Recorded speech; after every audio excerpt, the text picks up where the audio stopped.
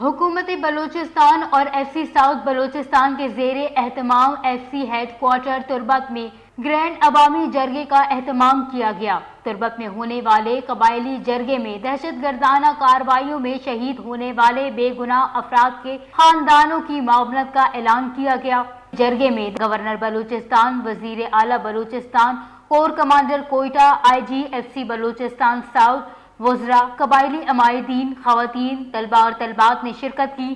جرگے کے آغاز میں شرکاء نے یادگار شہداء پر پھولوں کی چادر چڑھائی اور شہداء کے لیے فاتحہ خوانی کی۔ اس موقع پر وزیر اعلیٰ بلوچستان میر سرفراز بگٹی نے بے نظیر اسکالرشپ پروگرام کا اعلان کیا، جس کے تحت بلوچستان کے تعلیم یافتہ نوجوانوں کے لیے بیرون ملک پی ایچ ڈی کے تمام اخراجات صوبائی حکومت برداشت کرے گی۔ وزیر اعلیٰ بلوچستان نے یہ بھی کہا کہ بلوچستان کے امن و ترقی کی راہ میں رکاوٹیں ڈالنے کی کسی کو بھی اجازت نہیں دی جائے گی۔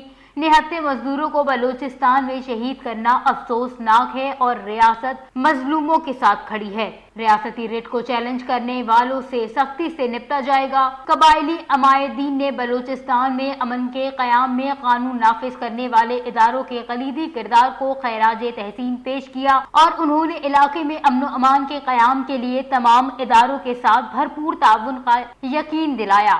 قبائلی عمائدین نے حکومت بلوچستان اور افواج پاکستان کی جانب سے علاقے کی ترقی اور امن و امان کے قیام کے لیے کیے جانے والے اقدامات پر مکمل اعتماد اور اطمینان کا اظہار کیا۔